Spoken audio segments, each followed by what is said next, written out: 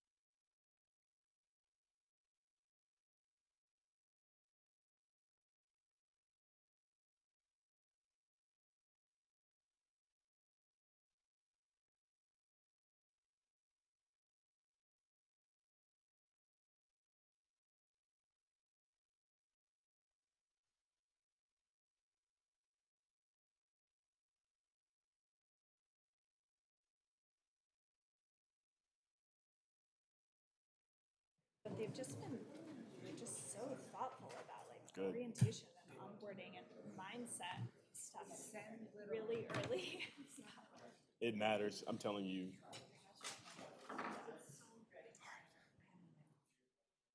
Okay, cool. All right, we're already live. All right. Okay. Good evening. Good evening. I will now call the September 24th, 2024 meeting of the Ben Lapine Board of Directors to order. I would like to introduce our participants this evening. My immediate left, Vice Chair Carrie McPherson Douglas, Directors Amy Tatum, Keena Chadwick, who is almost here, Cameron Fisher, and Shirley Olson. To my immediate right, Superintendent Dr. Stephen Cook, Deputy Superintendent, excuse me, this is not correct. Okay, Deputy Superintendent Lisa Burke, because it has Laura in here, Dr. Lisa Burke, and Board Clerk Janet Bojanowski, and I'm Marcus LeGrand, Chair of the Board. We will now please stand, remove your hats, and join me for the Pledge of Allegiance.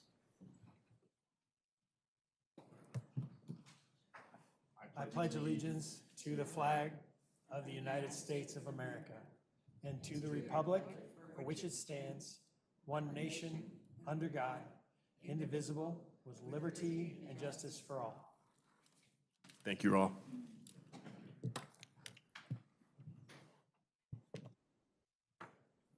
We will now move to agenda item number 3, review of the agenda. Dr. Cook, are there any changes to the agenda? There are no changes to the agenda. Fellow directors, are there any changes to the agenda? Okay. Hearing no request for changes, we will proceed with the agenda as noticed. At this time, I would like to introduce Kristen, is it Kristen or Christian? Thank you, Kristen Miles, Director of Board Development of OSBA. She will lead us through our work session this evening. Welcome, Lisa. I mean, Kristen, Lisa.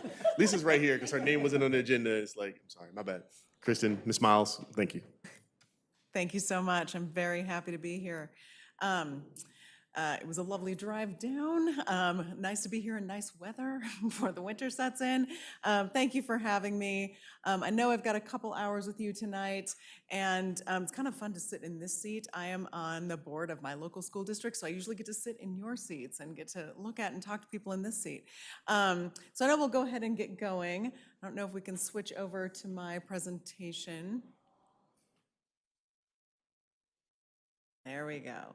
So I brought a bunch of material for us to look at and talk about tonight. What is most important, though, is that this is your time, not mine. So while I bring material with me to talk through, it's most important that this be iterative in nature, and that if there's something that you want to stop and talk about, or something that raises a question, something that raises an issue, or something that you are reminded of, let's stop and talk about that. It's not important that I get through all of my slides or material. It's most important that we discuss what you want to discuss and get your questions answered. So with that, we'll start. What I would love to do is go around the room. Your name, I can see your names, but let's do names, your time on the board. I would always ask, where'd you go to high school? And then why are you on the board or with the district? Because everybody's gonna be a participant. So let's start on this end. We'll start with Shirley. You get to start. I'm used to being last. I'm Shirley Olson. I've been on this is the 3rd year, my first term on the board. I went to high school in Portland for a couple of years, and then at Wilson, now Ida B. Wells, and finished up in North Eugene High School. Why am I on the board? I'm a lifelong educator, and I was getting lonely, so Carrie talked me into it. Okay, hello. My name is Cameron Fisher. I've been on the board for just over a year. I, too, am a Trojan. Went to Wilson High School, now Ida B. Wells in Portland. And I am on the board because also I, too, am a lifelong educator. And I also have 2 kids in the school district. And I'm really invested in this district and this community. Yeah, Amy Tatum. I had to think, how long have I been on the board? 5 years. I went to high school in Fallbrook in San Diego County. No one knows Fallbrook, so I say San Diego. And I'm on the board. I'm a nurse practitioner, and one of the things I've seen over and over again in my career is, the importance of high-value education in terms of health outcomes and life outcomes. And so I ran to bring that experience to the board and that public health lens. And I have 2 children in the district as well. Hi, Carrie Douglas. I am in my 8th and final year on the board. I am a proud Lava Bear, but I'm married to a cougar, so we've got some good representation. I am on the board for many reasons, also a lifelong educator. When I was running 9 years ago, there was no teacher voice on the board, and there was no real voice for equity on the board. So those were the primary 2 reasons why I ran. And I also have 2 kids in our school system. Okay, my name is Marcus LeGrand. Time on the board, 3 years. I came on with Shirley. Let me see. Where did I go to high school? I went to high school at North Stanley High School in New London, North Carolina, right outside of Charlotte, about 20 miles. And why am I on the board? Because I look at systems a lot. because I understand the systems that we have in place that need to be not dismantled, but reconfigured, I say. I don't want to say the word dismantle because I think we have to do a lot of good things. I just love looking at systems and how we can better them and how efficient they can be with the people, so forth and so on. And I have 2 kids in the district right now, a middle schooler and a high schooler. And also, I'm not a lifelong educator, but I've been in education doing some type of capacity work in terms of like volunteering since I was in the military. So that's been over 30 plus years now. So I've been trying to do work in that regard. Keena, the question's up here so you'll know.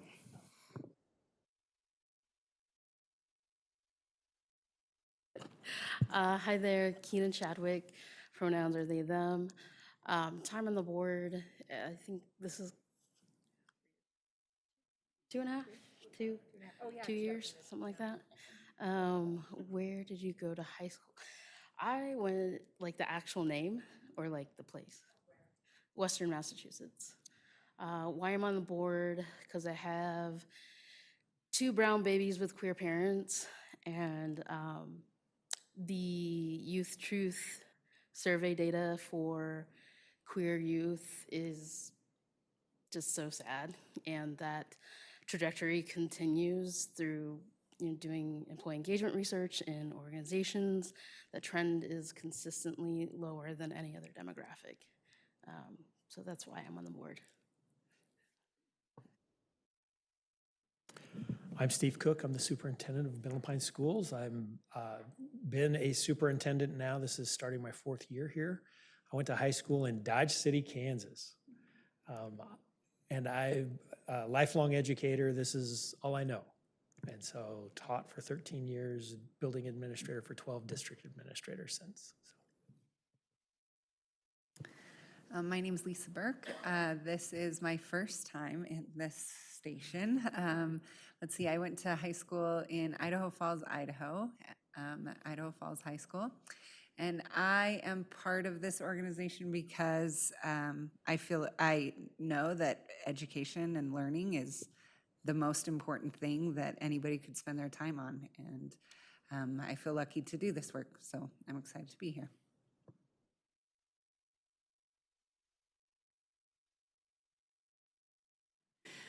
Janet Bojanowski. This is also my started my 4th year with the district. I went to school here in Ben Lapine, but I actually graduated from Redmond. I'm sitting in this position because that one bamboozled me.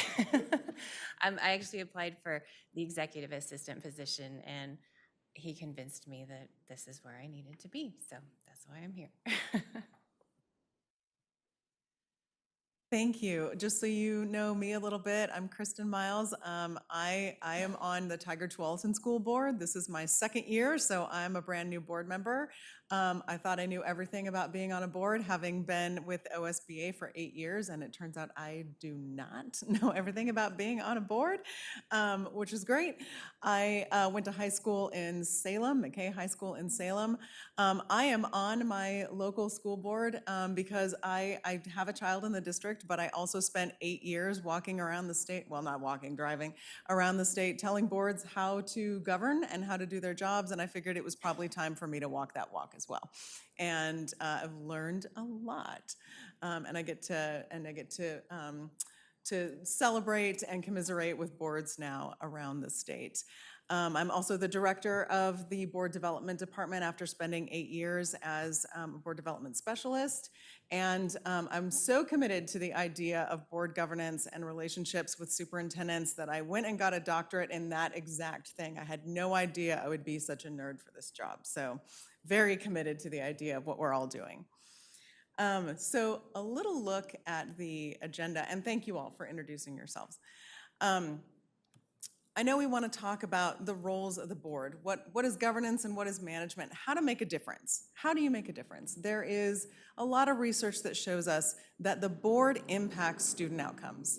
And regardless of what kind of governance model you follow, whether that's policy governance or whatever kind of governance model you follow, the research shows us that boards make a difference in student outcomes. And so we're going to talk about that.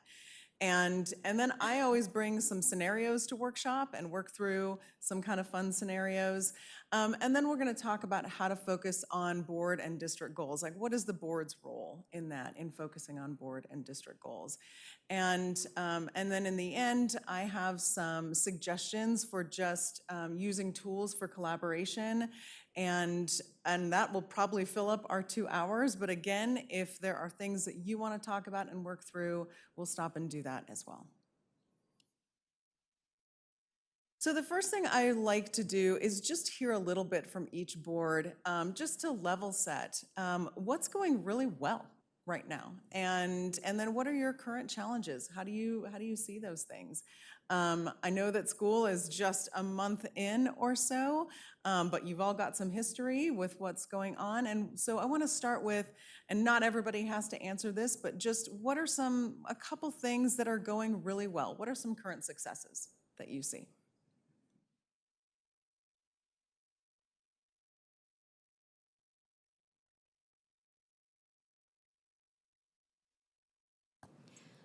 We opened the school year on the highest note that I've ever experienced with, you notice the B's on the, we all belong. So the district office had a presentation to make, and every school and their staff at every school participated in that opening session. It was a very different kind of approach, and it was a very big high, I think, for everyone. So the schools that I have made into so far, the staff seems to be really engaged and almost excited, just very interested, very committed. And I think that opening had something to do with that.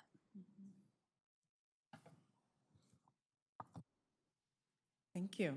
Anything else? I, like you, get to spend lots of time with other boards, and so I will say that we have a lot of successes. I think that this is a really high-performing team that tends to focus on what we want to improve, so I hope folks will jump in on that. But I just want to name that, like, over the last couple of years with this board, we have done a lot of things to align our goals and ELs and metrics, to align our strategic initiatives and how we spend our time in each board meeting over the course of the year. And so I just want to name that overall we function pretty well, and we are really good at continuous improvement. We have a much better process now for bringing policies to our community. We've been making a lot of improvements over the last couple of years, which is really exciting to see. And I think this is a board with a growth mindset and a desire to continuously improve, which is why we brought you here.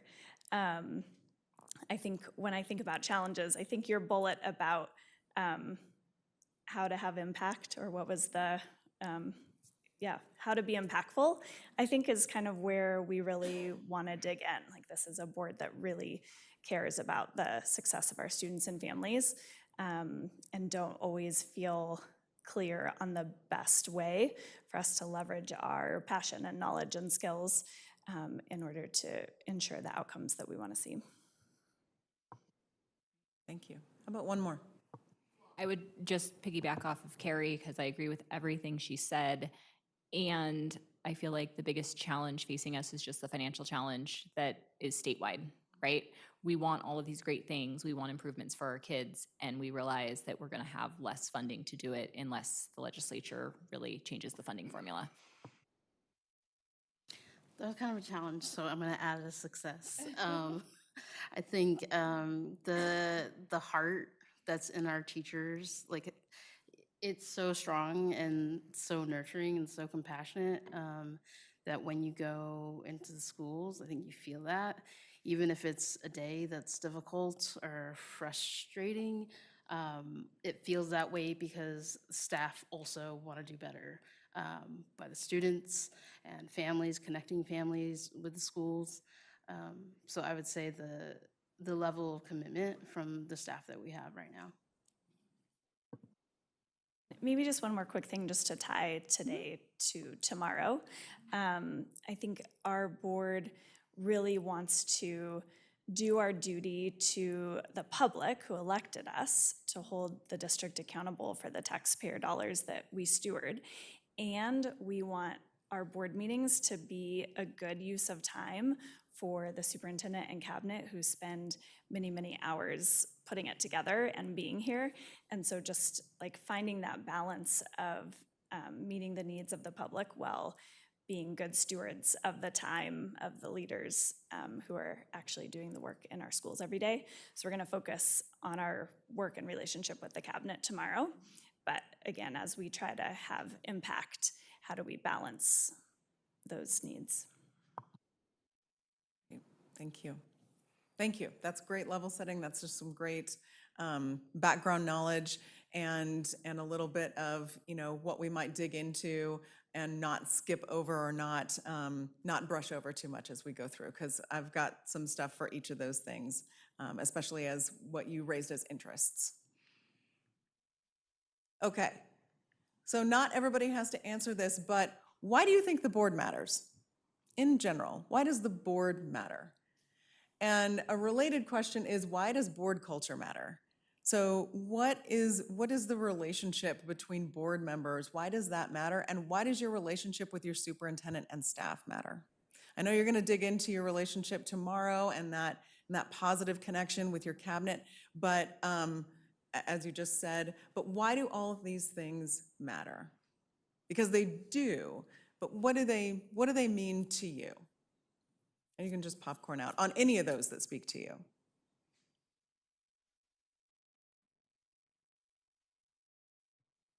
I think for me, why the board matters is oversight.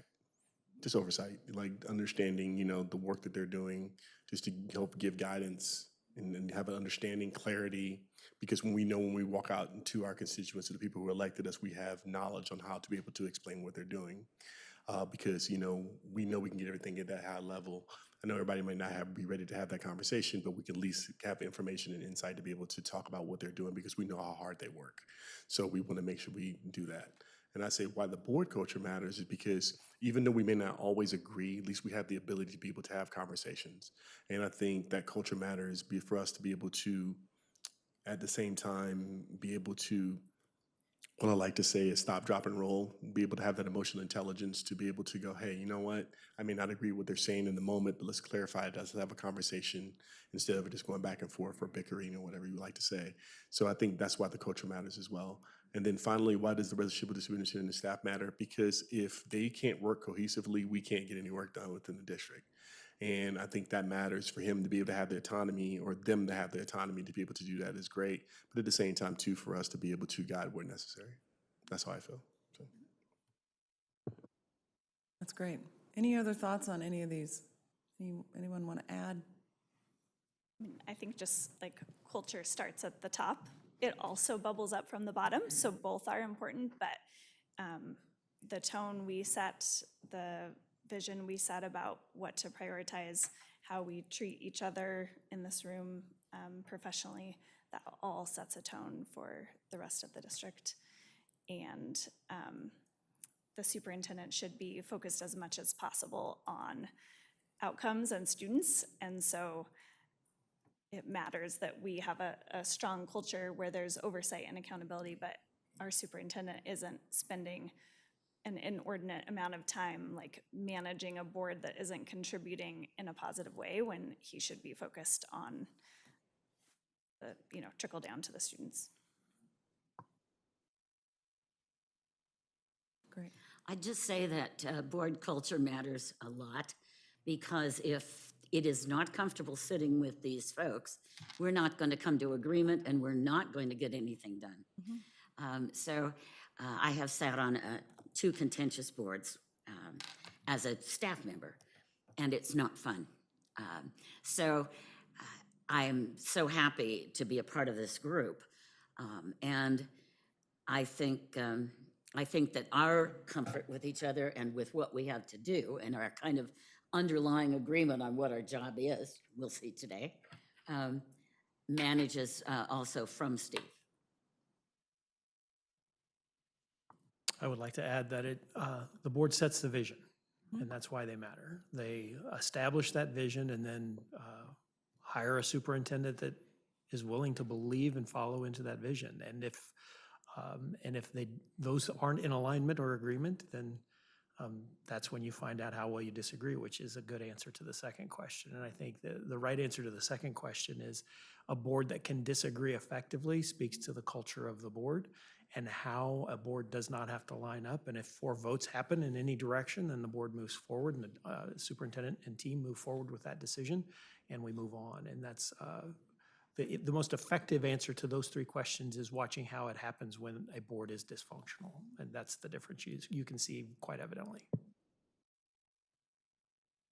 Absolutely. I say this to every board, if there only needed to be one perspective on a board, there would only need to be one board member. You are each meant to bring your multiple perspective, your life experience, all of the thinking that you bring to the board to have robust discussions and to sometimes disagree and then to work that out. And not every vote is necessarily going to be unanimous, and that's okay. And then we trust our colleagues, the will of the board to give direction to the superintendent and the district. And we recognize that that is the will of the board. We're not going to go out and undermine those decisions, and the district moves forward. And that's how we manage, because, we talk about conflict, and it's not necessarily that conflict is the bad word, it's combat. That's what we don't want. And all of those answers are great, and we will dig into all of those pieces when we talk about what the research says, which I'm going to get to. So as you talked about, you are that touch point between the public and the district. You represent the voters who voted for you, and you represent and work with the district on the other side as well. So you're in between the interests of both and that connected piece, and hopefully those interests align, right? I mean, you can see the arrows go through to both. And there's a Venn diagram there, that there are interests on all of those sides. And so sometimes the board's job is to translate all of those interests and to take community feedback and to be that touchstone for community feedback. And then to collaborate with your superintendent and his team to turn that into what that vision is, and then those strategic priorities underneath. And we're going to talk a lot about research and best practices. And my guess is, just from the way you've already been talking, that you are implementing some best practices. I'm hearing already a lot of healthy discussion on, why does board culture matter? Why do you matter? And what I want to talk to you about is digging a little deeper into some of these things. And we know that school boards impact students. Individual board members, we start at that individual level. Like, how do we show up as individuals at board meetings? What is our personal goal? Now, we know that we can't act individually, right? We don't individually solve problems. We work as a team, we work collectively, but what is our best thinking? What are our behaviors and interests that we bring to the board? Because then that's board work. We all come together and then work collectively as a board. That's then board culture. How do we work together? That influences, as Carrie mentioned, that influences organizational culture. The board often sets the tone, or is really instrumental in setting the tone for the rest of the district. You model the way a lot of times. And that organizational culture really flows out into classroom instruction, which directly impacts students. And so we know that is one piece in which the board impacts student outcomes. So I ask this to all boards: do you know who your students are and what their needs are? And how could you, or how do you know who your students are? So if somebody asked you, somebody who is not from here, to describe your district, who are your students and what are their needs? How would you describe your district? What would you say? Well, I think our district is unique in that we serve both city students and rural students.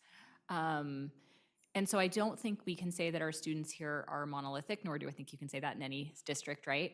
I think our students, depending on where they are, have different needs. How do I know this? I work in the community in a community health center, And so I often am working with parents of students, and they tell me on a regular basis what is going on in our schools. I ask them. And I can tell you that a lot of our families are struggling financially and have huge needs, and the schools often step into a social services role in some ways, in addition to needing to meet academic needs. I'm going to stop there and let someone else add, because I could just keep talking.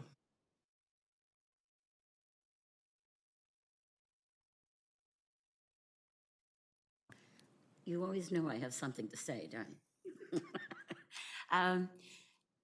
We get a lot of feedback, and we have asked for a lot of data and information consistently over the last few years about who our kids are and what their needs are.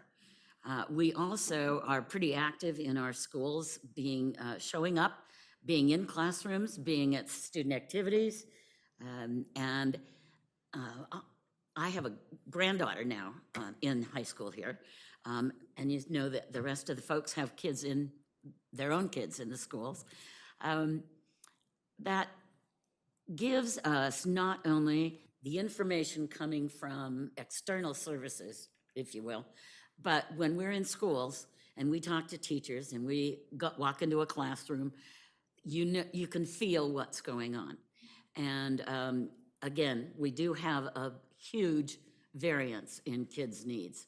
We have everything from the kid that is so highly motivated and smart and just galloping up everything.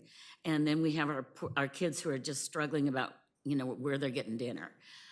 So the schools have a definite picture of who their students are. And I think our administration does, at the school level, does a really good job of understanding who they are serving. And it can be very different from one end of the district to the other.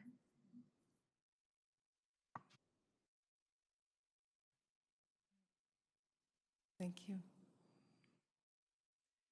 I want to go over a little bit of the research about practices of high-performing boards, and this is just a little bit of a compilation of what high-performing boards are shown to do. High-performing boards set the vision and the goals of the district. Your superintendent mentioned this a little bit. You set clear expectations, you set goals, you create that vision that is geared toward students. And with student outcomes, with students in mind, that is your laser focus. What do you want for your kids? Climate and resources, then you're setting the conditions for student success. That is providing staff development, that is creating a sense of urgency.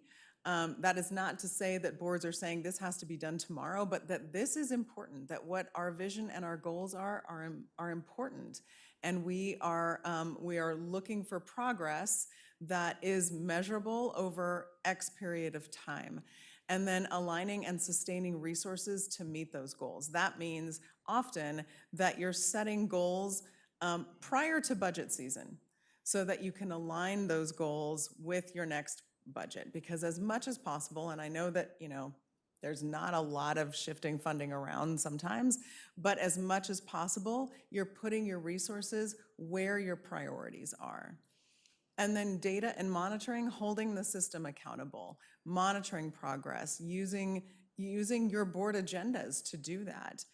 Sometimes I work with boards to create board agendas that align with their strategic priorities.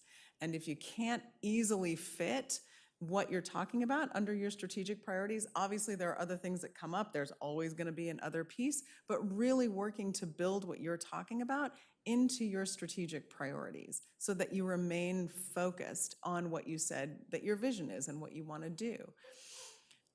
Learning together as a board team, that cohesive teaming piece, practicing that unified governance, that having that commitment to learning, the strong shared beliefs and values about all students, and I'm going to go into a very specific piece of data that talks about that belief in students. Community engagement is really important, and that looks very different in every district because communities look different in every district. And what does it mean to do community engagement in your district? but engaging the community, that also means your community is your staff, your students, your greater community, and district partners. And so building that will, connecting outside and within the district as well, and then those collaborative relationships. And then policy and accountability, developing policy with a focus on student learning, and that policy is that broader scale and not on operations. And that's just, some of that research that says these are those things that has been shown over and over again to align with these practices. So that's just sort of a visual of that. And those things make good board governance. We know that policy and accountability, community engagement, teaming, data and monitoring, climate and resources, vision and goals, that becomes good board governance. So what has negative impacts on student outcomes? We've got some studies behind that too. Meetings are less orderly on boards that have negative impacts on students. Some individuals take up way too much airtime, that the meetings are not well managed, and some folks don't get a chance to speak at all, while others are taking up too much time. Less time is spent talking about students. And so really losing that focus on talking about student outcomes and student achievement, or whatever it is that you're focusing on, but less time is spent talking about students. Members looking to advance their own personal agendas. There is some research that shows that board professional development reduces the impact of the personal agenda and on board work. Because sometimes we know that now a personal interest is different than a personal agenda.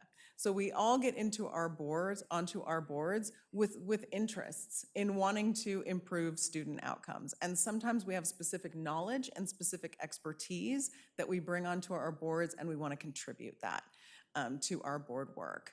A personal agenda is something different. An example of a personal agenda would be like, I'm on this board to get rid of somebody that I had a bad experience with. That's a personal agenda. And so there are ways to mitigate that. Professional development is one of those ways that helps people see, oh, I'm part of a greater body here. This is not about that thing. Poor performing boards have less effective working relationships. They also rely on the superintendent less for advice and input. They do not see the superintendent as the chief academic officer, and they rely on their superintendent less, and they focus less on policy, and they get more into that micromanagement. Sometimes they're only vaguely aware of school initiatives. They don't really know what's going on in the district. There is the making excuses piece. So we hear sometimes boards talking about, if only we didn't have this, if only, not for home life, if only, we're never gonna be able to get this 5% of kids across the line, if only we had more parent involvement. Like that, what can we do? What 5% of kids are we willing to leave out? That has a measurably negative impact on student outcomes. Micromanagement does. Staff don't know the board. Your staff should know who you are. And having that relationship, which you mentioned you're going to talk about tomorrow, is a really important piece. And then anecdotes and personal experiences drive decisions instead of data. So again, we all have personal experiences, we all have things that we bring into board service, but we want to make sure that we are making system-wide, data-driven decisions that impact all kids. And so that's just a visual of that. So just to summarize that governance and management piece, in governance, you are focused on policy. You are doing budget adoption. You're doing program adoption. One of the pieces in law says you have to adopt curriculum. You're doing community engagement in the way that suits your district and your board. And you're doing informed oversight and monitoring. And I'll show you a little visual of what informed oversight means in a minute. Your superintendent and his team get to manage then. So while you're doing policy, he and his team are doing the implementation of policy. They're doing administrative regulations that you don't approve, but that are the pieces that implement that policy. You adopt the budget, he gets to spend the budget. You're doing program adoption, staff is doing program implementation. Curriculum recommendations come up through staff and probably through a committee to you. Community engagement also is another piece that your superintendent and his team is probably doing in a different way, but there's probably a lot of overlap at times between what you do. And then while you are doing that monitoring, you're getting data and information to do that monitoring and oversight. So what we want, what is ideal for a board to provide, there is micromanagement on one side, and we talk a lot about that. If you've been to OSBA conferences, if you've had trainings from us, you will hear a lot about the micromanagement piece. The other side of that you probably don't hear as much about is the rubber stamp piece. We also don't want boards that are just like, sure, whatever, and we all vote yes, and it just goes. We do want boards to have informed oversight, meaning that you are getting the right kind of information that you need in order to make good decisions and that you feel comfortable asking for information. It is not stepping into what operations looks like, but you are keeping that policy, that budget adoption, that program implementation, and that as well, the program implementation part is management, but you're keeping that governance role in your mind and that vision that you've set and those strategic priorities that you've set in mind as you get information, because in between that rubber stamp piece and that micromanagement piece is that informed oversight. You're getting enough information to make decisions without just saying, sure, and without saying, I want to get into the management, or I want to be part of implementing initiatives, or I have really specific strategies that I want to see happen in the classroom.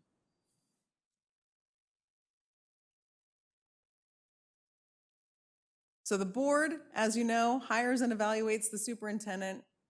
The board helps set the district priorities and goals. You work collaboratively with your superintendent, and probably to some extent, if you're doing a strategic plan, you're working with your community to get feedback on that as well. You adopt policy, you oversee the budget, and you monitor progress of district goals.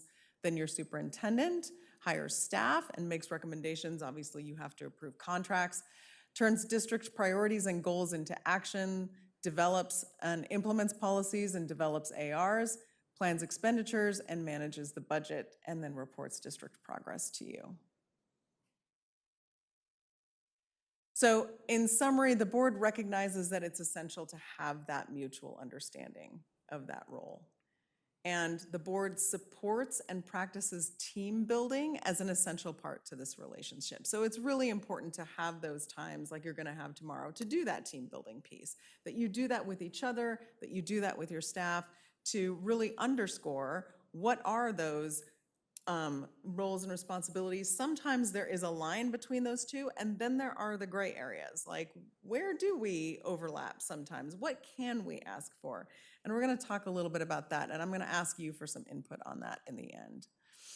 So how do we get there? So this is where I'm going to ask you, we're going to go through some scenarios, and everybody learns and absorbs a little bit differently, so that's up there to read, but I'm also going to read it out loud.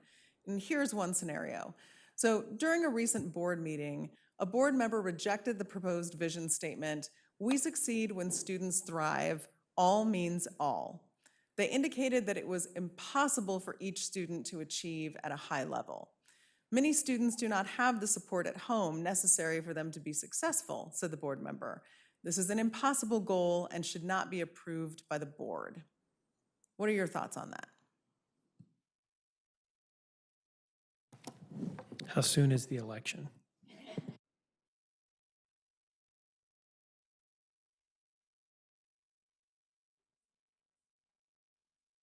What are our thoughts on this one board member's opinion, or what are our thoughts on how the board should work through this, or like? You can give either. The question is really about what are your thoughts on this response to the vision? The response was this should not be approved by the board. What are your thoughts on that? Like, how would you respond to that if that were a response on the board? Well, I mean, sorry, I would say it's a vision, right? We're supposed to be shooting for something that may be unattainable, right? It's possible that not all students are going to thrive, but that's not necessarily because of our actions in the district. That's actions that may be outside. But our goal, if we are here for student advancement, should be that all students thrive, and that means all. And so if I were sitting next to that board member, I would probably look at Steve and go, the election's in May. I remember this scenario from a training. And I remember the discussion being kind of interesting, or something like this scenario. And I think the idea that Amy was talking about, a vision, right, is really important to acknowledge that we can get really literal and get really, I mean, I find this about myself, getting really like how exact, right, how precise. But I think validating that board member's perspective, I think, is really important and can probably cut through a lot of potential, what do you call it, combat, not conflict, right? Could be really helpful in having a conversation about it, making room for discussion. Not too much, but enough that board members feel validated and their feelings matter. The thing that about this statement is, I think they're two different things. So students thriving and what is it? Students achieving at a high level are two different things. I agree with Amy about the having a vision. I mean, organizations need areas to strive for, and part of that is meeting each student where they are. But I will say that one student thriving looks different than another student thriving.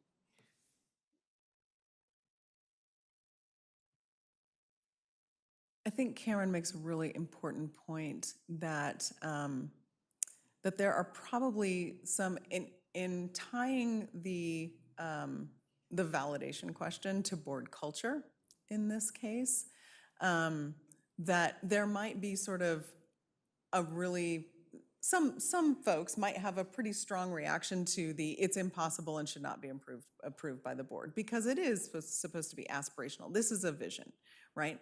And I think the point about validation, when we talk about how do we work through dissenting opinions on the board, is a really good one, because then we talk about like, maybe there's a question that could be asked to this board member as well. Like, so tell me more, or say more. I find myself doing that a lot, say more, tell me more about that. And there may be something about that that would just spark more conversation. But I bring this up because I want to show you that there is a piece of research, just a single piece of research, that shows that the single belief that all students can and will learn, that alone measurably impacts student outcomes. Just that belief shared by all board members, that impacts student outcomes. And why is that? That seems like an easy place to get to. But again, we go back to the, we hear talk about like, yeah, but can everybody do it? And can everybody get there? And maybe that's not, that response to the vision statement may not indicate that kind of belief. Because when we don't believe that every student can and will learn, that changes the way that we make decisions. It changes the way that we want to allocate our funding. It changes the way that we want to do program adoption. It changes the way that maybe we want to provide professional development funds. It changes the way that we make decisions. And so if not everybody believes that all students can and will learn, we may have different discussions on the board. So it's just that belief about learning. It is not about standardized testing. It is not about hitting a specific mark. It's just about learning. So can I play devil's advocate for a second? Absolutely. What's the difference between learn and earn?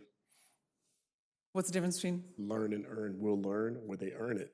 How is it? That thing, to play devil's advocate a little Yeah. bit. I mean, you can take the one word and go, okay, are they learning or are they earning that learning? You know what I'm saying? So that's why I'm asking. I just turned myself on. I think what is meant by learning this, and not to say that students don't have to, give effort in that and earn that, but I think in this scenario, it was about the belief that when provided with the right resources and tools, that they can learn, they can, in their own way, thrive and get to where they're going to go. It is about that, meeting students where they are so that they can learn. It's just that learning piece. And I appreciate that question. I feel like this kind of conversation comes back to not necessarily this board, that I hear this with regard to students in special education, and that people have a hard time like appreciating that what is learning to somebody might look very different to somebody else, and the tools that somebody needs to learn those skills may look very different to somebody else. And I think that's one thing I appreciate this board, is that we do all, I think, appreciate that, but keeping that at the forefront is really important. Absolutely, and this is where I think, having that knowledge, and you very well may, this very well may be part of what you get and talk about. Having those, and we're going to talk about data in a minute, those various different, multiple, rich kinds of data that come to you as a board to show the ways that students are being supported and the different kinds of things that are being measured, the different kinds of, I mean, in my district, we do RTI, and so like, what are the different kinds of supports and interventions that are being provided for students that have all kinds of needs? And then there's, SEL, and how are we meeting students where they are so that learning at every level can be addressed? And so knowing that as a board and knowing what is being addressed for, for students with all kinds of needs is really important, so that then you can help make those decisions as well. I just want to name that I believe that most of us probably do believe this, but I don't think we actually have stated the goal or belief this clearly. And I came from a system before this where it was explicitly that we were shooting for 100% of kids all the time, and we lived that out. And our targets here are all much lower because they're the actual goal targets, not the vision. But I think this is actually, I agree that this is a really meaningful belief, and I don't actually think that we have agreed on this belief as a board. That may be something good to talk about if you are in a place to, next time you look at your vision, at your strategic priorities, at, whatever process that you engage in that is a major process, that's certainly something to discuss.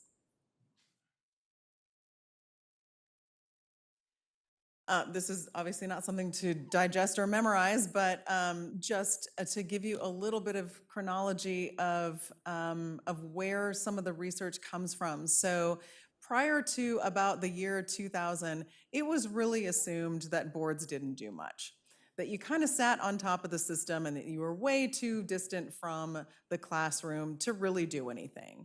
That as we know, and this is still true, this will always be true, the teacher is the most impactful person on student education.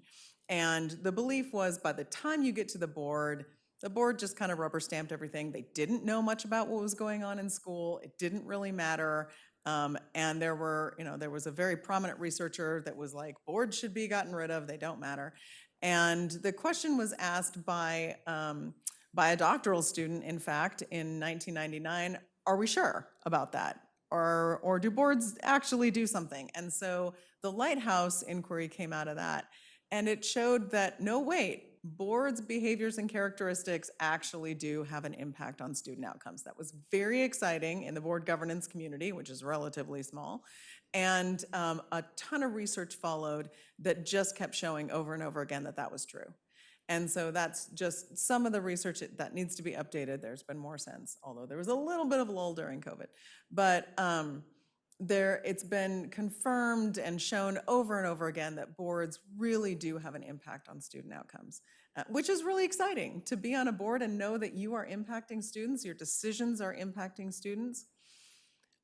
What I want to go through are some really good standards of performance that, and again, you can take these in and use these with any governance model that you're doing.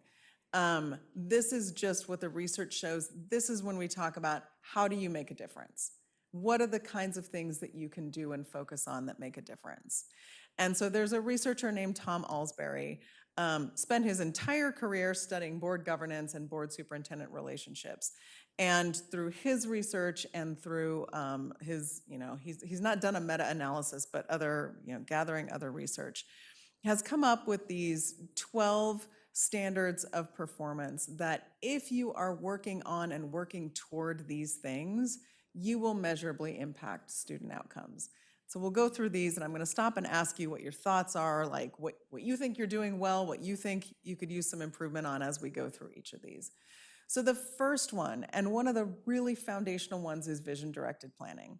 And we've mentioned this a couple of times, like what is this vision for your students? What do you want? What is that North Star that you have for your students? You work on that yourselves. You work on that in coordination and collaboration with your superintendent and his team. You work on that with your community. What is that big vision that you want for your students? And that's focused on student outcomes. The next one is community engagement. What does that look like here?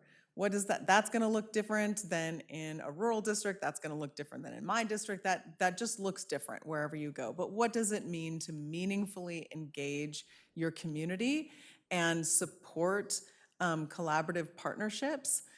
Because we know that engagement with community, I worked with boards before that feel very disconnected from their communities and really struggle to find ways to go out to where communities are that may not have their voices heard very often.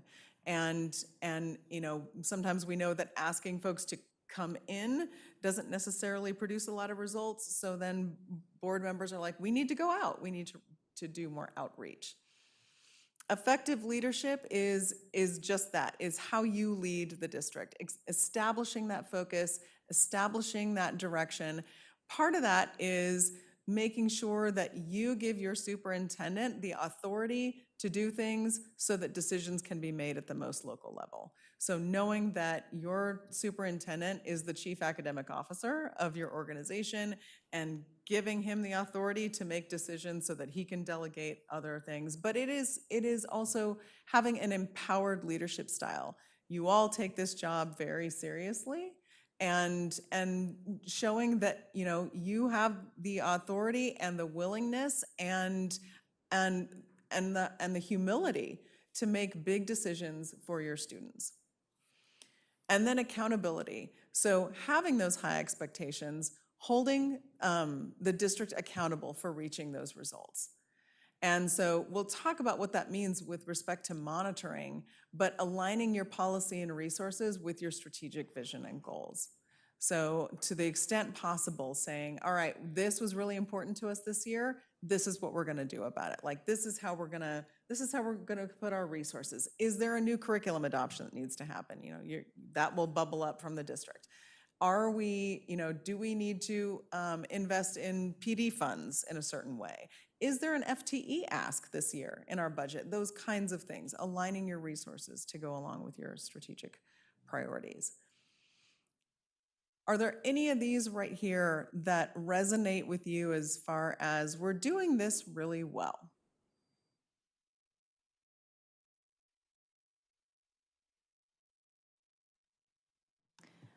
I mean, I would say that I think this entire board is actively engaged in our community and engaged in our schools.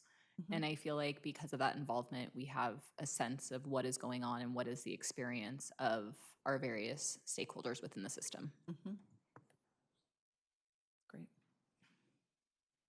We completed a really incredible vision-directed planning process maybe 5 years ago now, called Equity and Excellence, that's been refreshed since, but in the beginning involved the most extensive, deepest focus groups and listening of groups around the district that I've ever seen. And so I think that has been a real strength that we've then been building on over the last couple of years. Are there any of these that you look at, hear about, and think we could probably do a little bit better or could use a little work?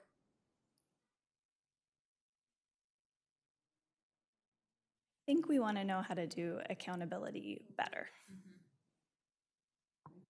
Okay, we can talk about that. The next one has to do with accountability as well, because the next one is using data. So we at OSBA facilitate a lot of strategic planning processes for boards. And so that standard 4, accountability, and standard 5, using data for continuous improvement, those just go together. You really can't rip those apart. And after we get through the process and the board and superintendent and community really get those strategic priorities set, then we say, okay, board, take a rest, and the superintendent and their team go and they write the plan, right? Like, here's how we're gonna get there. They bring the plan back to the board to check for alignment, and then the board says, yep, this is aligned, and then we never leave without doing that monitoring plan piece, because what you don't want to do is not have something that you're not looking at, that you're not measuring, and that you're not checking back in on. And so when we do the monitoring plan, this is the accountability piece. What we're looking at is, okay, here's what we have said we're going to do along these lines under each of these strategic priorities. What kind of data do we expect? And when I say data, I don't mean like state testing data, I mean like information. Data just means information, and that could be along any of those strategic priorities. What kind of data or information do we expect? On which timelines? Who's gonna bring that to us? And what happens if, what are our ideas if we need some course correction? And we build that into the board calendar. Now, your superintendent and his team are going to be the ones that are going to advise you about, we get this kind of data on this at this time of year. This is how we're going to bring that to you. But as to the extent possible, we build that into the board calendar so that you know what you're watching and when you're going to get reports on that, so that all year long you're monitoring your strategic plan and the goals underneath that. And you can have check-ins all throughout the year. And then you've even talked about, okay, what do we do if we're not making that? And then some of that is conversation at the time, depending on, what is off. And if we are making great progress, what do we want to get more ambitious? What does that look like? I think just so that maybe where to focus in, I think we already do what you just described pretty well. And it sounds great, but in practice, I'm sure you've experienced this, I think some of our frustration is we look at each data point about once a year, right? Because along the way, 1 month we're looking at Youth Truth data, which is really important. Then we don't get that Youth Truth data again for a year. And if we haven't made the progress that we were hoping for in a year, a whole year has passed. And then, we talk about potential strategies, and then we get that data again, and a whole nother year has passed. And there's just this sense of we are monitoring, we have agreed on the data we want to see, but our students are not doing well enough. Right. And so it doesn't feel like enough, and yet it feels like really all that's available. There's also a lot of limitations around data and education, which we understand and respect. And so, I don't know, feel free to jump in, but I think we are doing that, and it doesn't feel good enough. And there are certain kinds of things that you only get once a year. I guess I would say, have you had the conversation of, and you may have, of what could supplement in between? Like, if you're, yes, because Youth Truth comes out once a year. There are many things that come out once a year. What could inform you in the meantime? If it's not going to be the thing, what could we be doing in the meantime that is not still the thing, but are there other kinds of, and I'm just throwing ideas out here, other kinds of climate surveys, other kinds of, you know, how do schools know, how do your individual schools know how students are doing? And, you know, I mean, again, not digging into the operational or student level thing, but are there other kinds of surveys that are being done or that could be done? And working with your superintendent and team to say, you know, could we get like a mid-year something? Is there something we could look at mid-year that as a team we can think of to say, okay, maybe instead of 12 months passing, we can look mid-year at something that we generate, that doesn't have to be generated by an external entity. I think your last suggestion was the right one. We actually just talked about this. We want to get the data that actual schools and principals and admin are using to inform their continuous improvement. I think the last thing in the world we want to do is ask for any more surveys or data collection. That is not what our system needs right now. And so that's the tension, is like, how do we don't want to ask for more. We want to ask for better somehow. Right.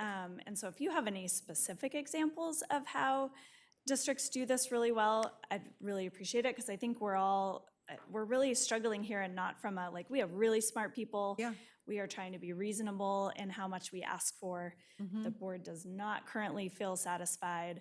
What could it look like to have a sustainable you know, set of data monitoring that is really useful to the district and not just, you know, for the board?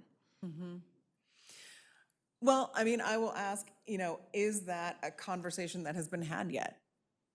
Is that a conversation you've had yet? Because where I usually start out with suggesting is, has the board asked already what already exists?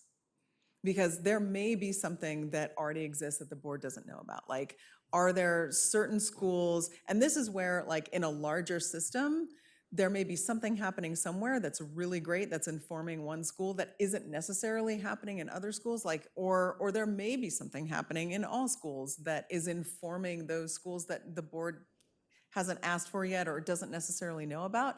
And so I always start out with, let's ask what already exists. Because I hear you saying, like, we don't just want to, like, you know, laden our staff with extra stuff just to create extra stuff. I mean, we want to leverage what we've already got and say what is and what already exists. Because obviously every principal, every teacher wants to know how their students are doing and probably have some sort of system to figure that out. So I don't know, and I want to invite you into this conversation as well. And but I mean, that can be a really good conversation about, like, what already exists, how can we leverage that and systematize something that may already be happening somewhere. I think it might be important for you to know that we just agreed to have quarterly sessions on progress. Now, we're not sure exactly what we're asking for, but we want to talk about it. Yeah. 4 times a year, not just once or twice. But Carrie's exactly right. We're not sure that I think we know what exists. Right? Steve and Lisa know what exists. And again, we have to remember that not all data is just a collection of numbers. You know, sometimes you ask a 3rd grade teacher, just tell us how many of your 27 kids, 24 kids, would you consider on grade level? Right. That isn't like doing a survey, but it is like asking at the right level the kind of information that we kind of want to know. But the question is, how do you gather that information? Yeah. And how do we get to talk about it? It's hard to talk about things like that in the middle of a open session. And we have very few times that we can actually, as a full board, really discuss some of these items and issues. So Right. again, I think we're getting there. We're getting the setup, but we're not sure what we're asking for at those progress reports. Steve, is that fair? Yeah, that's absolutely fair. And I think part of what we're aspiring to is trying to come to some agreements on what data are good representation of student performance and achievement and growth. And how do we build a system that will capture that data in a meaningful way without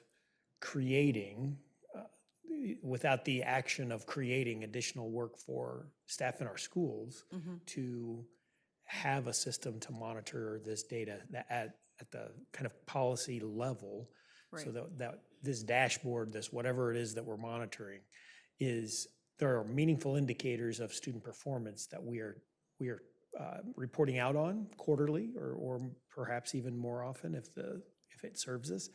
And what are those tools that are going to be the things that we would then leverage one direction or another if we believe there were places that we needed to influence the way the system is performing. And it's this board and this leadership has been talking about system performance as we've been changing how the system functions from a fairly loose and autonomous system to a system with kind of this collective accountability and a collective interest in monitoring student progress. And so lots of purchases happening this year, previous years, for how we would have some kind of oversight over 33 schools versus anecdotal stories, which I love Shirley's example, where you talk with a classroom teacher, how are 24 of your kids doing? But there's also this history of anecdotes driving decision-making. Right. And far more extensive decisions than potentially should have been made based upon single stories. And so there's a mindset shift. And I joked about that statement that was made earlier, but to some extent, what we're looking for is this idea of standing back and looking at the entire system with this belief that every student deserves the opportunity to thrive and achieve. And then what are we going to do to ensure that happens? And then how will we measure that success for 17,000 students worth of classrooms? Right. Yeah. Yeah, and there are there are definitely some pain points in moving from a more autonomous or anecdotal-based system into a system-wide thing, especially if you are finding new ways or more structured ways to measure anything. Because, and I'll just, give an example. In my district last night, I had a board meeting and we were getting a report on RTI. And in order to look at that, we had to look at, there were a number of teacher surveys and some voice data and student surveys, and all of that had to be done. And so that was some additional work created to go get feedback. And so, but as a board, we wouldn't have had that information if not for some of that additional work created.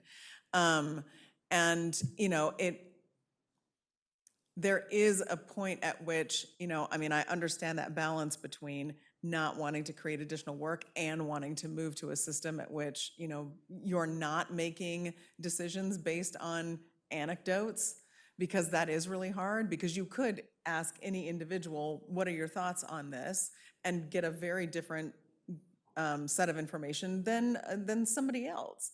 And it's not that not every individual's perspective is important, because it is, but then how do you gather that information across a system? I think that is a worthy conversation that probably involves a lot of folks involved, or involves a lot of folks being part of that conversation. I think it's great that you're having, 4 big work sessions a year to try and tease that out. Have those started yet, or not yet? Okay.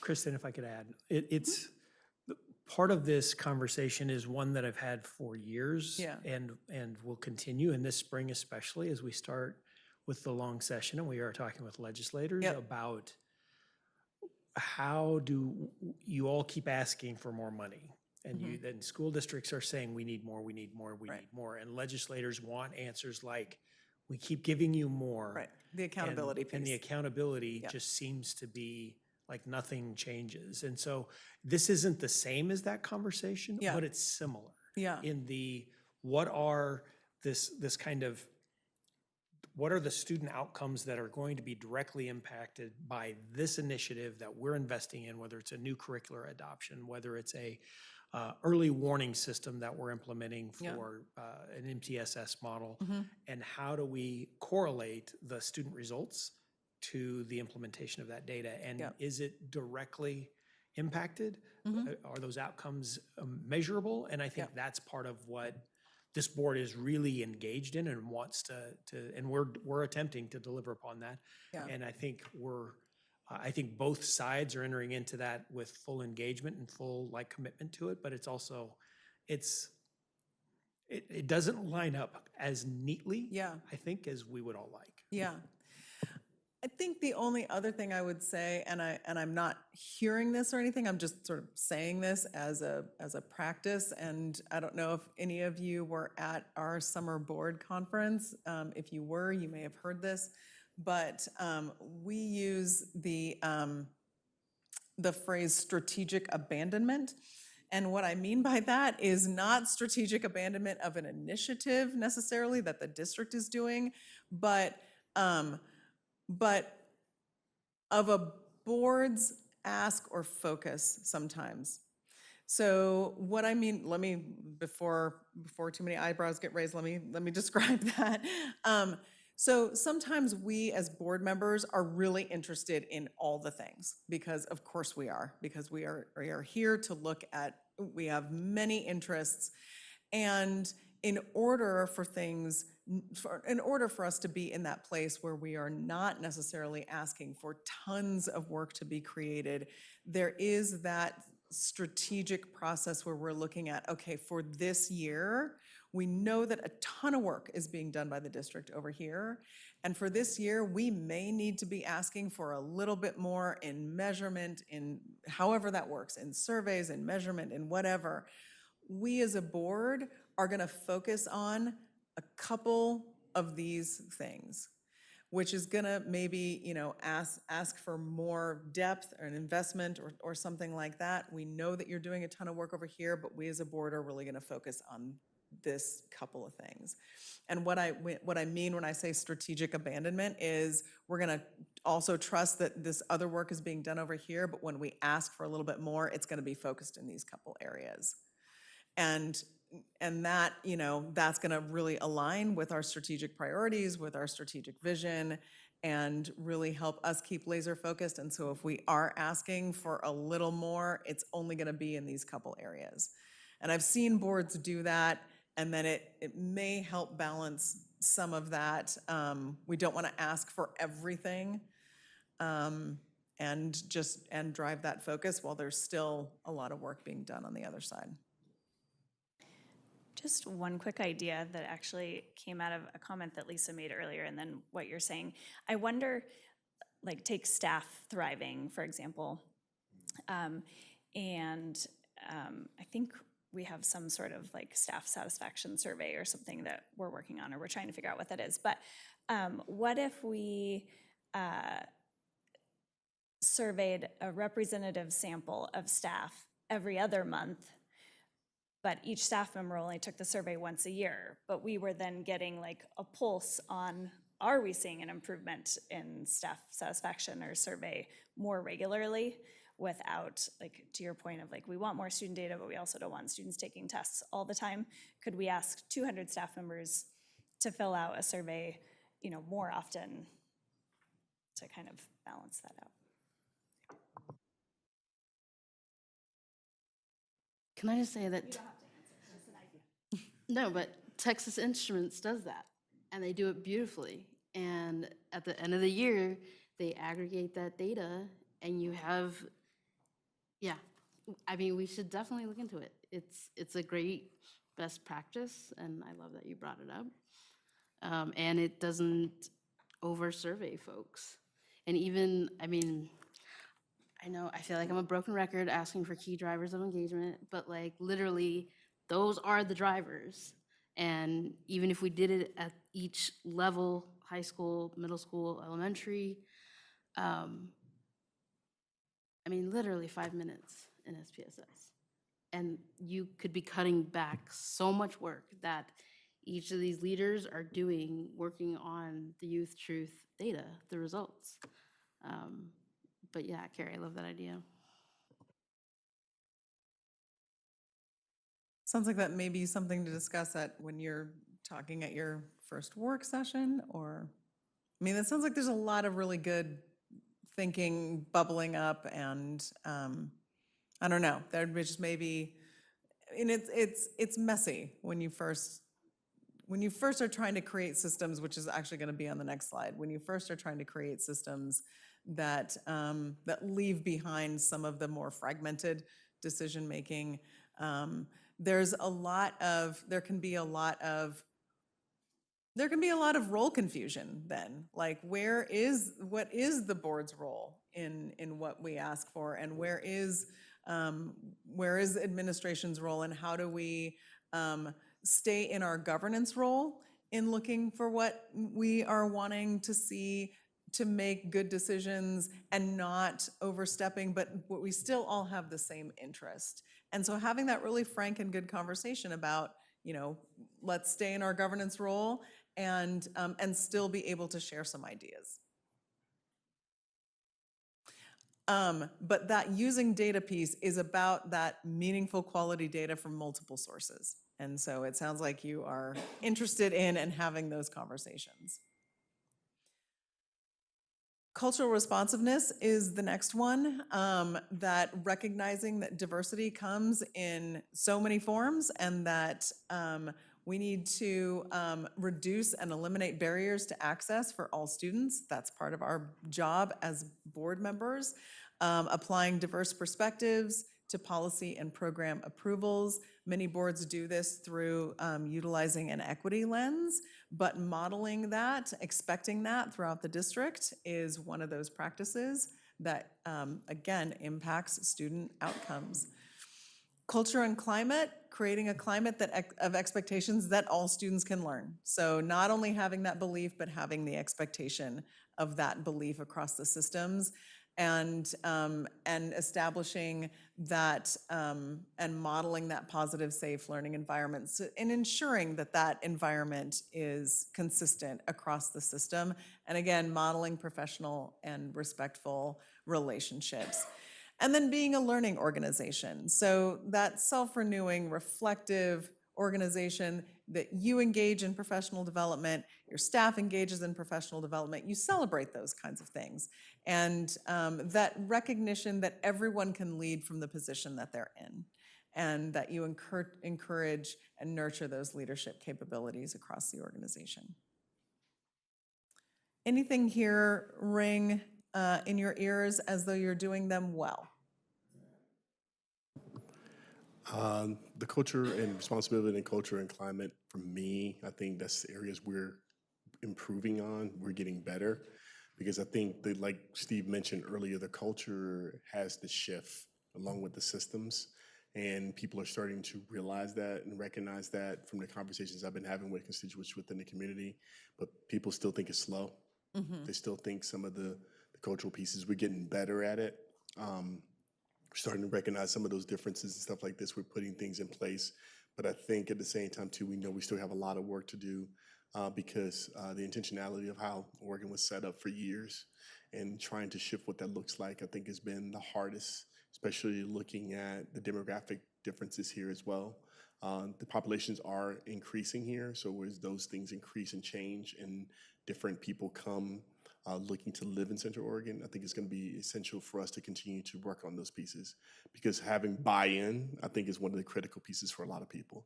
And I don't think everyone's completely bought in. That's just my observation from what I'm hearing from people as well.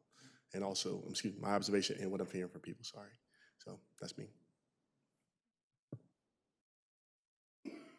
Anything else that you feel like you're doing well?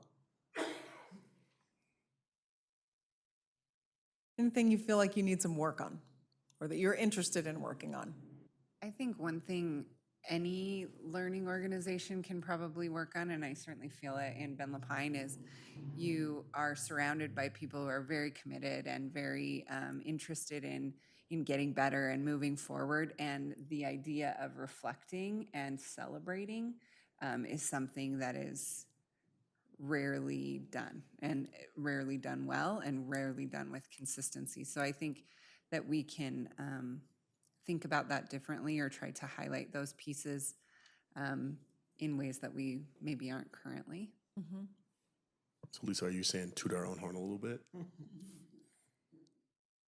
Yeah, sure. I mean, I think, this work is challenging, and when we reach milestones, it's important to recognize those. One thing I say to boards a lot, we do a board self-evaluation based on these standards. And one of the things we really want to point out and have boards talk about, even outside that, the self-evaluation, is where you do things well. Because it is really natural for us to talk about where we need continuous improvement, and that's okay. We work in education. We want to continuously improve for our students, but we don't, to Lisa's point, we don't take a ton of time as boards to sit and talk about what are our strengths, what are we doing well, because we also want to leverage our strengths to improve, and we can do that. And so I encourage you to do that as well. Talk about what you do well. Okay. And the last one, systems thinking. We just talked about that. That is one of those pieces that impacts student outcomes. When you are doing systems thinking, you are not taking a problem from here and putting it over there. You are thinking of the system as a whole. A problem over here, how is that impacting the whole system? A success over here, how can that be leveraged for the whole system? And so that is also leveraging other partnerships and seeking out collaboration with local partnerships, national partnerships sometimes, other districts, but community partnerships, and then other resource models to improve student outcomes. Innovation and creativity is the fun one. I will often hear boards tell me, but Kristen, you tell us that we can't talk outside of meetings and we have to follow public meeting laws. How are we supposed to get innovative and creative? But I hear so much innovation and creativity with boards in those work sessions that you have that are public meetings. And I will also remind all of us that back in 2020 and on, we all got creative and innovative. We had to govern differently. We had to run schools differently. Everybody did it differently. And we had to solve problems in different ways. And there is that high capacity to be innovative and creative. And so it's just looking at problems, old problems in new ways. And it's really kind of fascinating that ability and being willing to engage in looking at problems in new ways impacts student outcomes. Like when you're, and I hear you starting those conversations now and wanting to have work sessions to really dig into that impacts student outcomes, those kinds of conversations. The next one is your roles and responsibilities, your conduct, ethics, your relationship with your superintendent. Knowing those roles and responsibilities, that impacts student outcomes, knowing where those lines are, where the gray areas are, and then budgeting and financial accountability, being good stewards of the money, understanding your budget, understanding your audit, and then aligning your resources based on your needs. Anything here that resonates with you that you do well?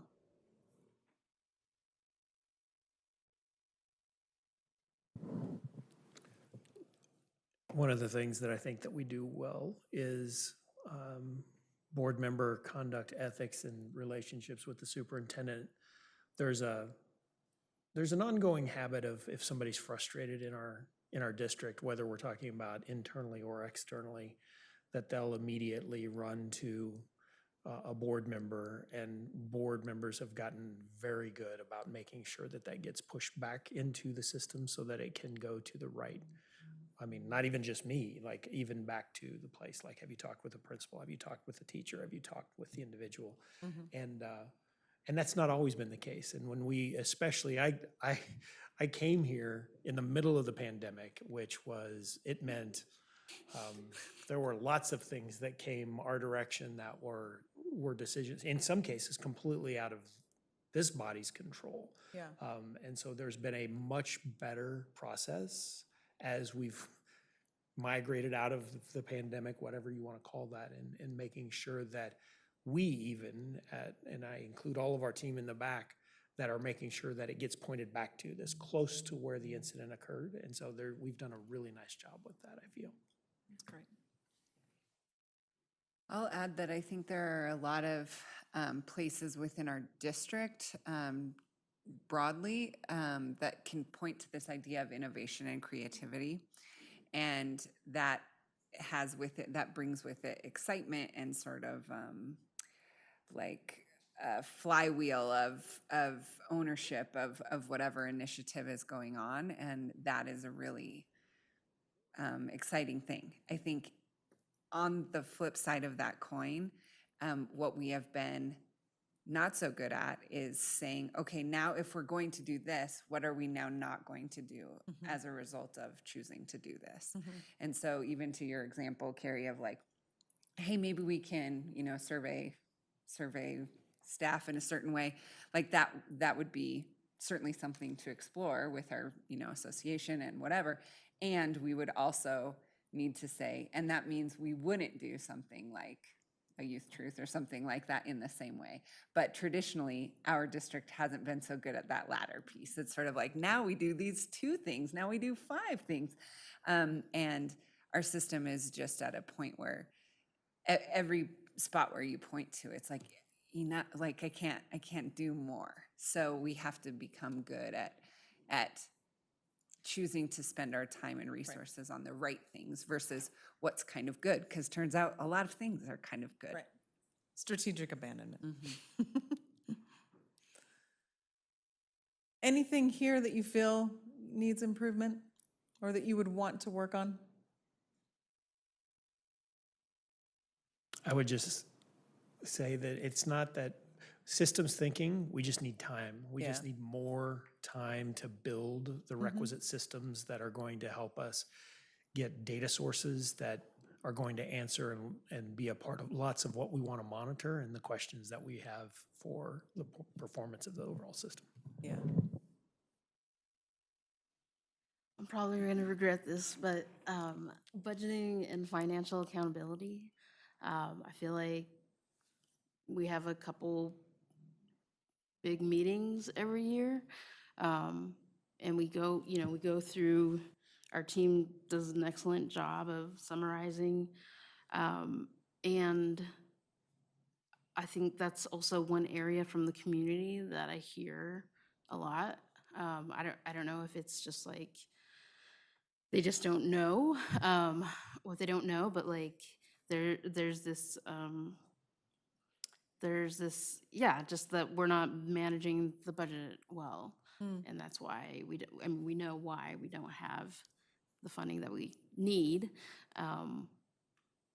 But yeah, spending more time on the budget and being able to talk to it, especially since we're accountable for it. And I think that was one of I can't remember how it scored in the follow-up survey to the levy, but I think that was one of the items that scored the unfavorable score was pretty high.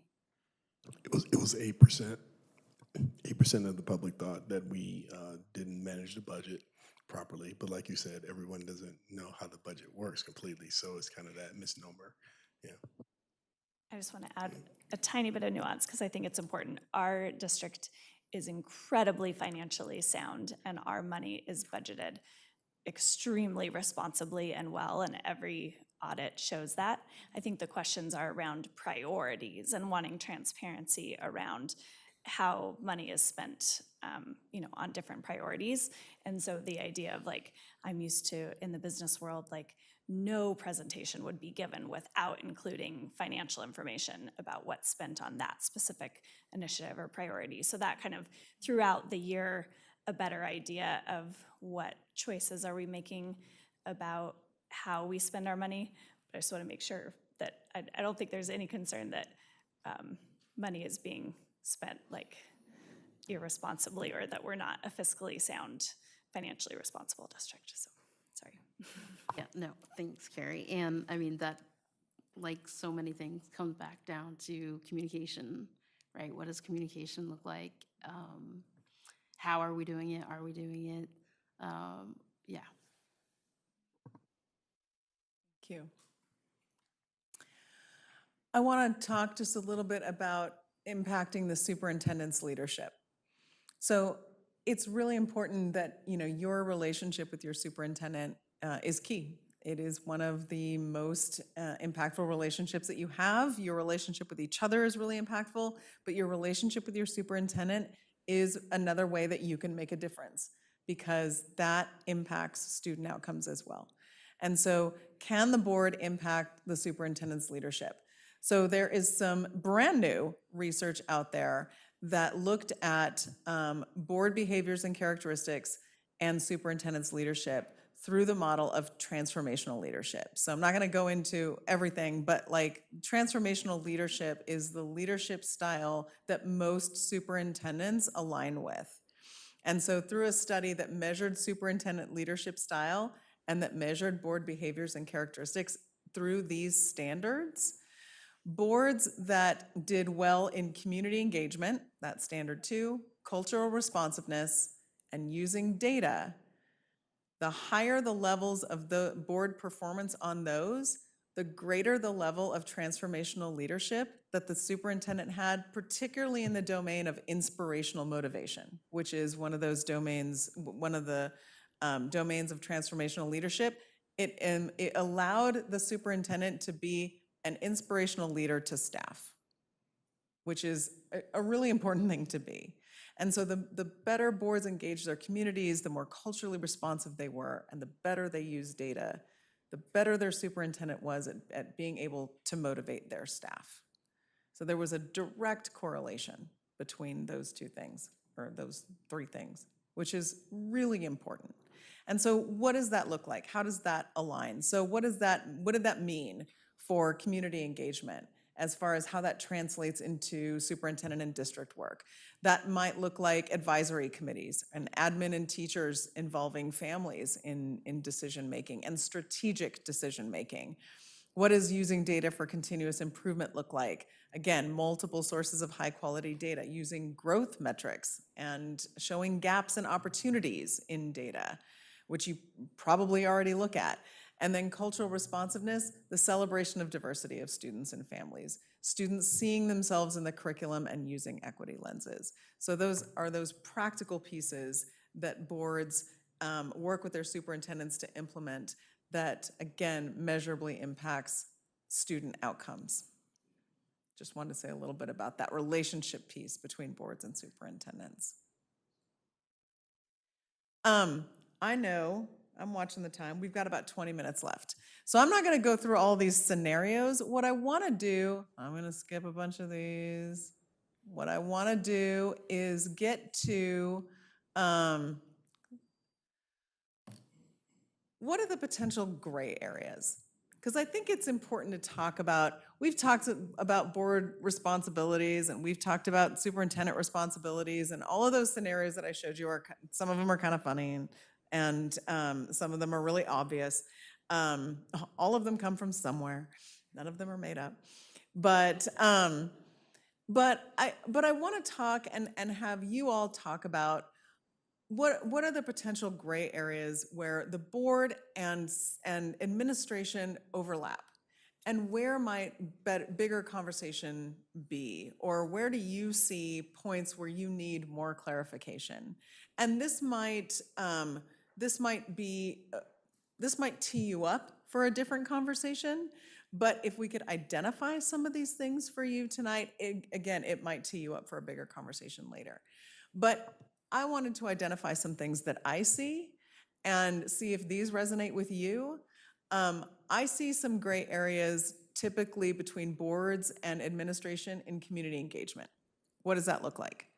Where I see that being a gray area is board members that sometimes, that get approached by individual community members. And how do they deal with that? How do they want to sometimes solve individual problems. I think we know, your superintendent just said, the board has gotten really good at routing those things, through the proper channels, that kind of thing. But what does it look like for boards to hold community forums? I know that in some districts, like, board members will individually have, like, come and chat and have coffee with me or something like that. Sometimes in districts that doesn't go over very well. Like, what does that look like? So there can be some gray areas and some room for conversation there. Data and monitoring. We talked a lot about this, but that can be a gray area depending on the ask and depending on what the board is looking for. And you already started talking about this, like, what is the capacity of the district to provide it? And what gets taken off the plate if more initiatives are added? Like, what is the balance there between what the board needs to make decisions? What is the capacity of the district? Board committees and hands-on work. I don't know if you've got standing committees, if you've got ad hoc committees. I don't know what it looks like for the board to be involved in hands-on work. Do you have committees? Do you have board committees? Okay, so I won't go into that very much. Some boards have, like, every board member is expected to be on 2 committees and they work really hard, and that can be a thing.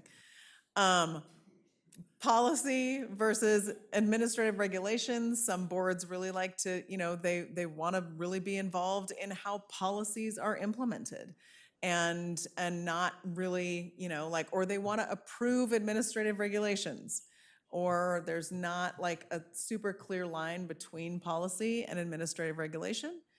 And then this is a big one that I see a lot, relationship to staff. What does it mean to have, what can you ask for from staff?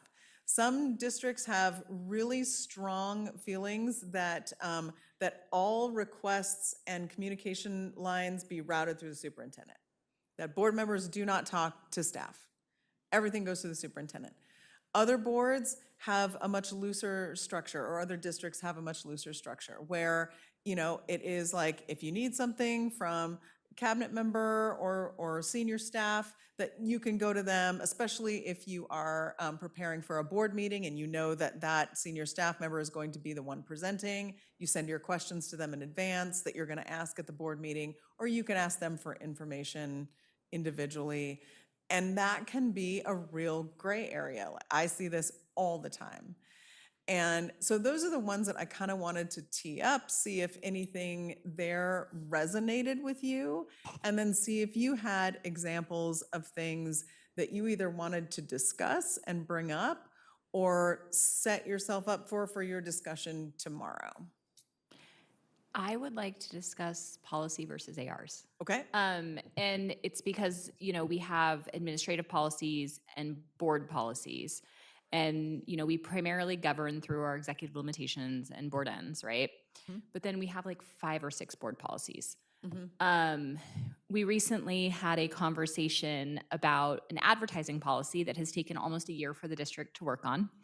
And it was presented to us earlier this month. And as a board, we definitely had some strong feelings on this policy that was being presented to us. And we didn't feel like it necessarily totally aligned with what we wanted as a board.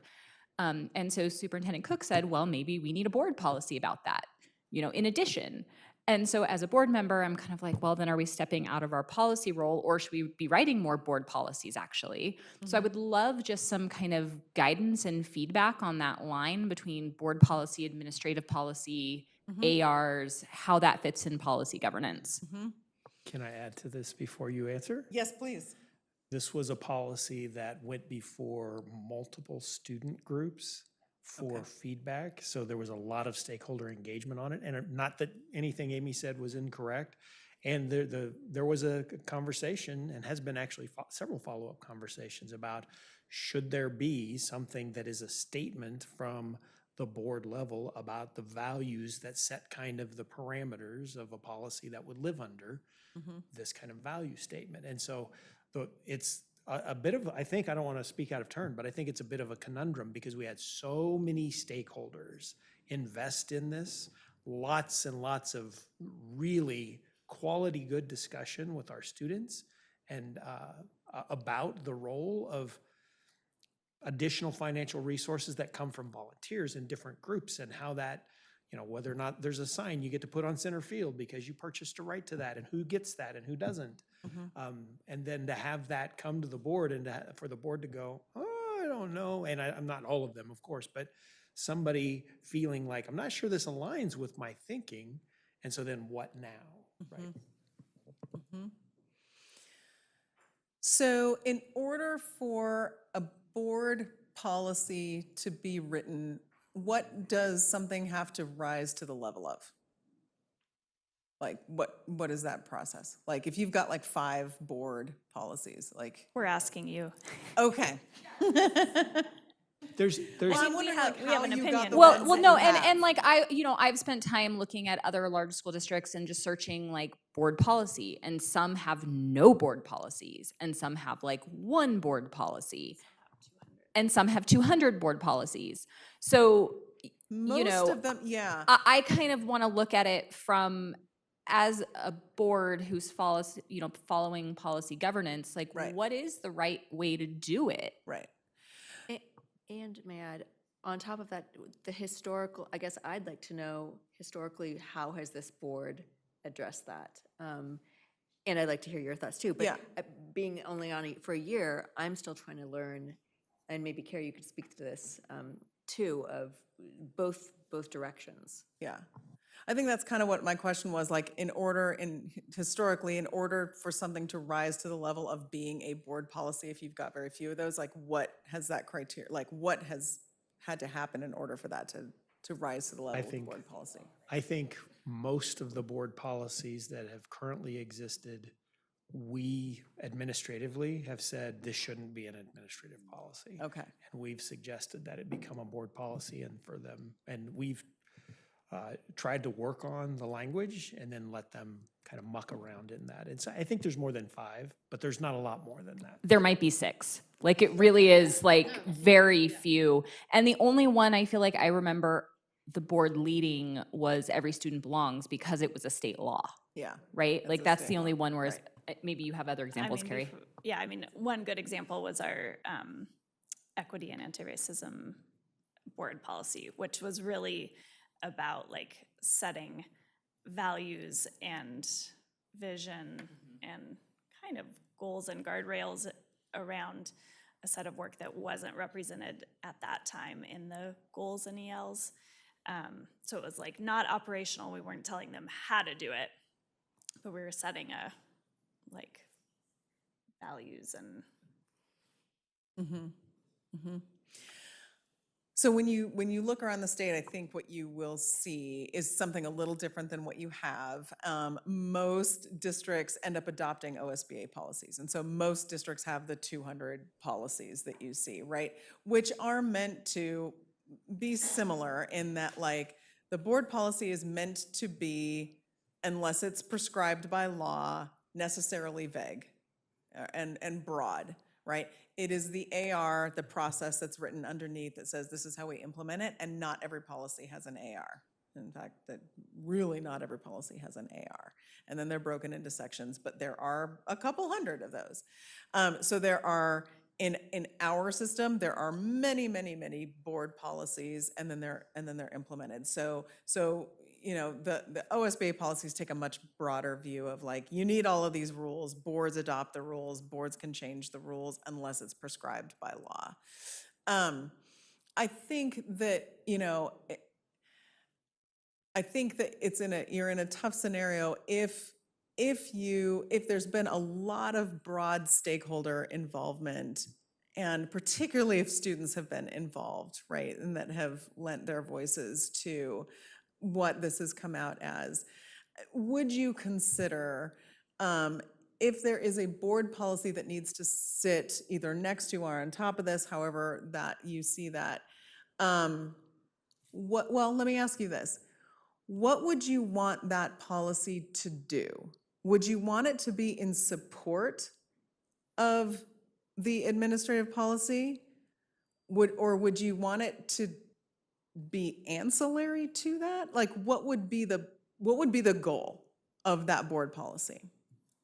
I mean, I think potentially part of it is to like provide some, I don't know if political cover is the right word, but like to make sure that based on the officials that the community has elected, that we're trying to put some kind of values and guardrails up that perhaps administration doesn't feel like is their job operationally. So that's like one example of is it appropriate for a board to try to reflect community values in a way that's a little bit different than just like the tactical, Yeah. How are we gonna? Right. I think that, if, I don't want to make like a specific recommendation because what I want to do is ask you questions to think about, right? Because I don't want to say like, I think you should do this. That's not really my place. But I wonder if it might work, or something to think about is if it rose to the level of, you've got this very small number of board policies, so each of those must be really important in a way, or legally required, which are very important. If the point was to stand in support or provide cover in a way that, was protective of this policy, or stood in support of this policy, or made a statement, much like a resolution does sometimes, if that was to benefit what this policy set out to do, I wonder if that might be a good idea. And I think that, having feedback, maybe you've already had that conversation with your superintendent and cabinet, like, might that be a good idea for the board to consider, like, writing some policy in support of these practices?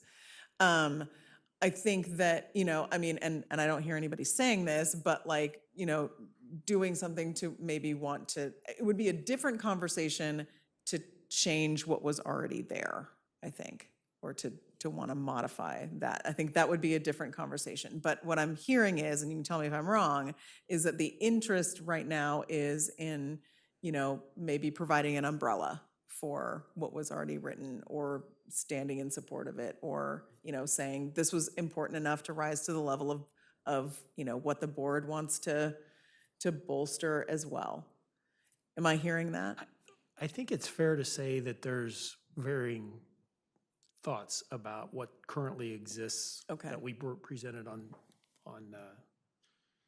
2 weeks ago, September, at the September board business meeting. And I Okay. think there's, my guess is there was enough questions that it led me to believe that there's like, oh, there might be some dissension on this. Okay. And not and I don't mean that in a negative way whatsoever, but like, Yeah. there might need to be some level of discussion amongst this board regarding what would be at the root of, and I think we've created a little bit of our own predicament, right? Because Yeah. we pushed this out and had kids working on this, and they've poured their heart and soul into this. Yeah. And now there's a little bit like, I don't know about some of the overriding values here,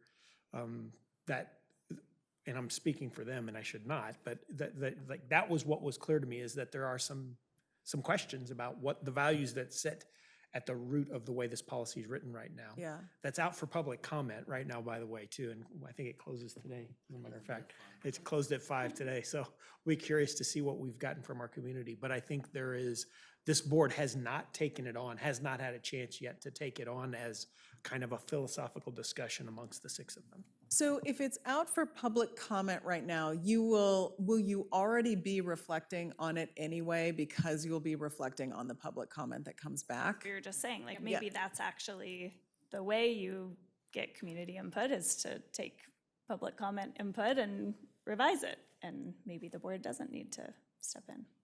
We want to reflect, the community's will, so. Could you just briefly, especially for newer board members, talk about policies versus resolutions and when it might be appropriate to use one or the other? Sure. So a policy is essentially a rule that the board adopts to follow all the time. And nobody can change that except the board. And those are just the rules that the district follows, that the board follows, et cetera. Where I see most boards using resolutions are to make statements about something. And so when the board resolves to acknowledge something or make a statement in support of something, very rarely a statement against something, but I suppose that's possible. Often a statement in recognition of somebody or something or some event or something, like they will resolve, that's a resolution. And it doesn't bind the board to any action, but sometimes it's a resolution to say, this month we're gonna celebrate this, or something like that, or to celebrate a person. And it's not always in celebration. I see a lot of resolutions in celebration, but it's not a binding thing, but it is an official acknowledgement of something that the board has said is important. It usually gets logged in the same way that policies do. It's out there for the public to see. So it's something that is greater than the minutes. Often boards will post resolutions on their website so that people can find them just as easily as they would find policies and don't dig through the minutes, because it's more, they want them more accessible than minutes. That's how I see resolutions. These are great questions. Any other gray areas or things that you want to talk about, or that you want to talk about in preparation for your day tomorrow? No more gray areas. Everything else is clearly black and white. Sure. In our last couple of minutes, I know we talked about focusing on goals. I want to just leave you with some tools for collaboration that we recommend having. And I know that you've got at least one of these. We recommend a really strong process for superintendent evaluation. That is, and you may have one, we see that as both accountability and support. That is a really strong relationship building tool. We recommend formal check-ins quarterly throughout the year, because no one wants to have some big summative report at the end of the year that they were surprised by. And so our tool, which is free if you want to use it, you don't have to use it, but our tool and process incorporates quarterly evaluative check-ins throughout the year that's on standards and on goals that you can have in executive session, as long as you're sticking to that provision in executive session. I won't go deeply into that process. Board self-assessment, in whatever way you want to do it, we recommend doing that every year just to look at your own practice and operations, and we recommend doing that year over year, and then setting goals for your own professional development based on that board self-assessment. We've got one that is aligned to those standards I showed you, but you can use whatever you want. Just do a board self-evaluation and look at your practice. Board operating agreement, which I believe you have. Does you have an operating agreement? Yeah, I thought I saw one on the website, but okay, all right. Having a board operating agreement and a board superintendent operating agreement, that's a good practice to go through. Narrowing it down to just a few priorities is a really good thing. Don't have like 10. That's a good conversation to have. Those are good things to have as tools. And then having communication protocols. How do you expect to communicate with each other? How do you expect your superintendent to communicate with you? When I facilitate that process, I start out with just like an example of, if there's a crisis, how would you all expect to be communicated with? Because you can't have you can't have like a ton of different expectations. Like, what is the one voice way that your superintendent could get to you? And then there's many more protocols. But we recommend anything and everything that could align expectations, because clarity is kindness, and anytime that you can align expectations and have similar and consistent expectations, you're gonna keep and develop good relationships. I know that I'm out of time. Any questions for me or anything you need from me, Cameron? Yes, would it be possible to get these slides? Yes, absolutely. Maybe Janet could send them to us. Thank you so much. Absolutely, yeah. Directors, any other questions? I know, right? So many questions, right? Dr. Miles, thank you very much for spending your time with us tonight. Thank We you. really appreciate your expertise and appreciate all the help that you've not just given us the board, but things to think about as well, as we can move forward in trying to build a better district we're trying to have. Directors, do you have any closing comments before we head out for this evening? All right. Yeah, thank you so much. Thank you again, Christian.